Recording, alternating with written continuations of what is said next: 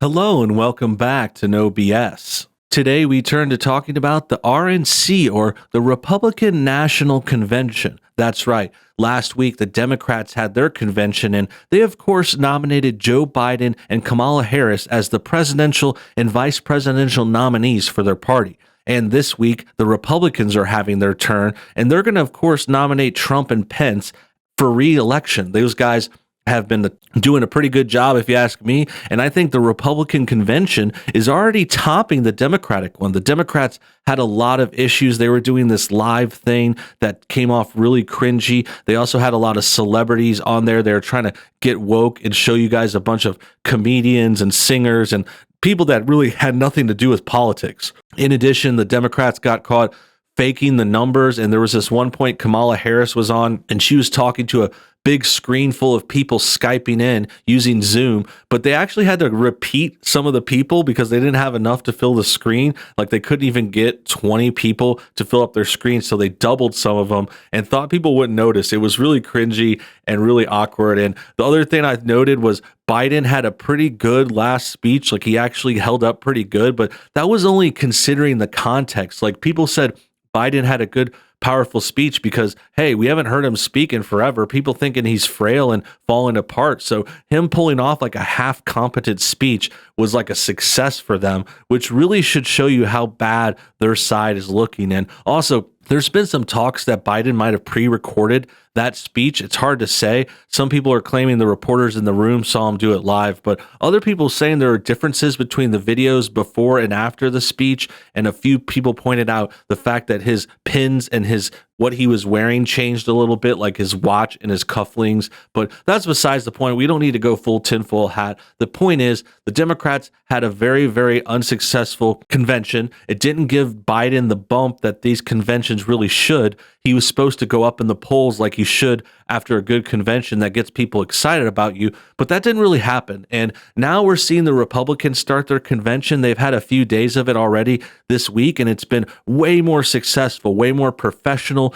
very competent, which is something that actually a CNN reporter admitted. I believe it was Wolf Blitzer admitted that the Republicans had a pretty competent convention so far. It's going well. They've had strong speakers. There's been a few memes to come out of it too. Some people are making fun of the likes of some of these people, but the point is we're killing it. We're doing awesome, and we're doing it really, really good at a good time when we need to get ready for this election.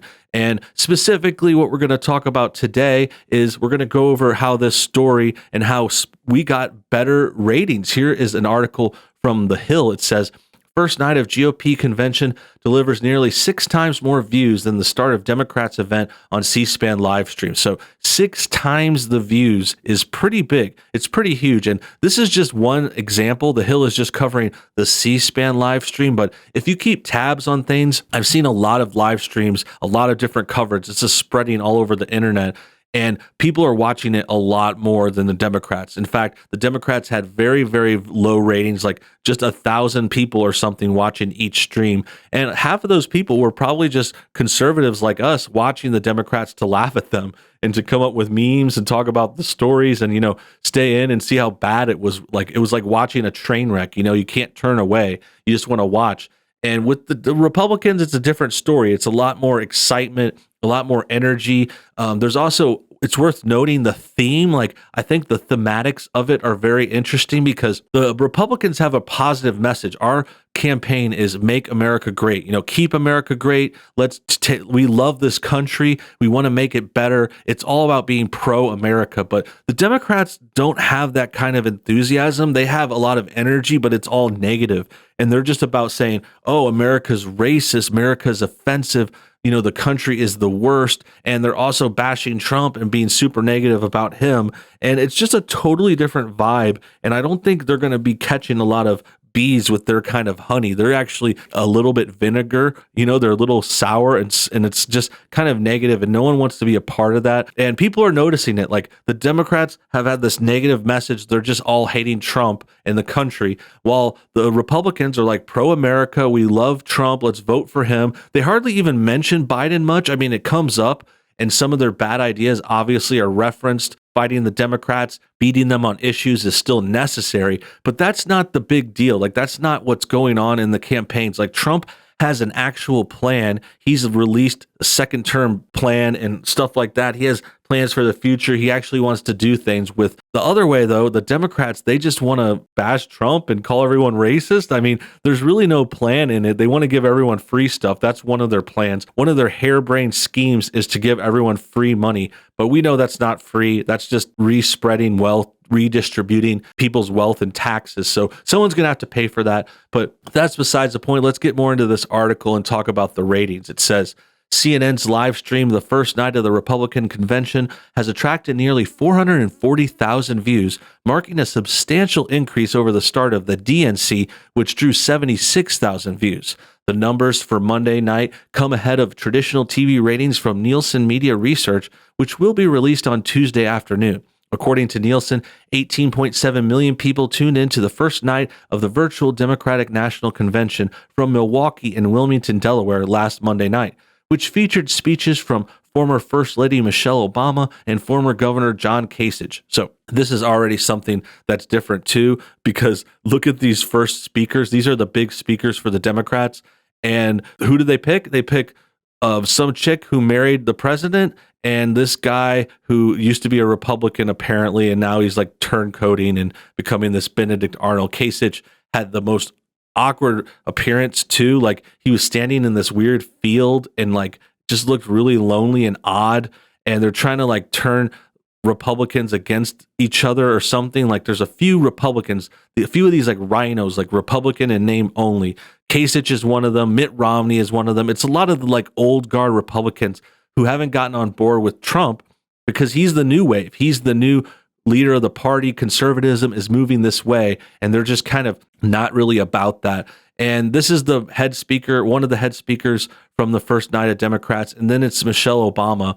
And like I said, I mean, she's not a politician. She has nothing to do with anything. Like I know they try to build her up and people act like she's some kind of hero or something, but it's like, no, you just were married to the president. I mean, that's nice. Like, I'm glad you were a good mother. You appear to have kids, and that's fine. But it's like, she's not really someone you want to see at a convention. Like, this should be prominent political figures, people who have made moves in the country, people who are relevant. And yeah, Michelle Obama, the other thing about her speech was she filmed it like a week before. It was like phoned in, like literally. And she didn't even get to mention Kamala Harris because that wasn't announced by the time she recorded. So it was another thing that was just really, really odd about their convention. Democratic presidential nominee Joe Biden's speech last Thursday night was watched by 21 million people on TV, beating out the numbers for other major speeches at the party's convention earlier in the week. Still, the numbers for Biden mark a 21% drop from presidential nominee Hillary Clinton's acceptance speech in the Democratic convention in 2016. They are also more than 38% lower than President Trump's acceptance speech at the Republican convention 4 years ago, which drew 34 million viewers. So yeah, Biden's numbers are not looking good. These are not good ratings. This is not showing a lot of excitement in the Democratic Party. Sure, people will try to blame this on other things, extraneous issues, the virus, the riots, whichever it may be, but that's all just smokescreen. The truth of the matter is people are not excited about Biden. He's a placeholder kind of puppet candidate, and the Democratic convention is failing. They're not matching up to even their previous convention, nor are they getting close to the numbers that President Trump's previous convention got. And we don't know, at the time of me recording this video, President Trump hasn't spoken, so we don't know how he's going to turn out this year, how many viewers, but I know I'm going to be watching. I'm going to be watching word for word. I think I watched some of the last night of Biden. I don't remember his speech specifically, because other stuff was going on, but you better believe we're going to watch Trump. Like, we all better turn in and get his numbers real high. Night 2 of the Republican convention will feature speeches from Secretary of State Mike Pompeo and First Lady Melania Trump, as well as President Trump's son, Eric Trump. So that about wraps up that part of the story. As we could see clearly, the conventions are going on. We're getting close to the election. That's why a lot of things are heating up. We're a few months away. These conventions are kicking things off. We've got the candidates. We've got some ratings coming in. It's only been a few nights with the Republicans so far, but so far so good. And the Democrats had a very bad showing. I mean, I think they would try to paint it as successful, but a lot of people saw the cracks in the armor, the bad things that they're presenting, the fact that they're just not prepared to handle a convention like this. And it just goes to show, I mean, if they can't handle an online convention, do we really think they can handle running the country? Because Joe Biden does not look like a competent guy. Like, he barely got it together for that last speech of the convention. But do we really think he's going to be like on top of everything if he gets elected? Because I don't. I think if they can't run this convention and they can't get it done properly, it goes to show that they can't run the country. And if Biden can only pull it together for like one night a week, like, that's not what we need in a president. We need someone available and present and smart and on point every day of the week, every day of the year. We need someone younger, someone stronger, and someone with better plans. And that's why President Trump is the choice. Trump is doing well because he deserves it, and re-election is on its way. But we can't rest on our laurels. I mean, I know that Biden looks bad and a lot of people see that, but the Democrats, they're just so anti-Trump. They have so much hate in their hearts, so much toxic energy within their souls, that I wouldn't doubt them electing someone just because they're not Trump. They don't care that they can see Biden falling apart and aging in front of us and not able to speak, slurring his words, misremembering stories, forgetting he was vice president under Obama. All that stuff doesn't matter. These people have a very, very dark agenda, and they're going to use Biden as their puppet, and he's going to bring in their more radical progressive stuff like the Kamala Harris's, AOC, Bernie. These far leftists are going to get more control under Biden because he can't stand up for himself. He's not a strong leader like Trump. He doesn't think for himself. He has too much skin in the game too. Like, Trump coming as a bit of an outsider from politics helped a lot too, because he wasn't tied down by a lot of favors that he owed.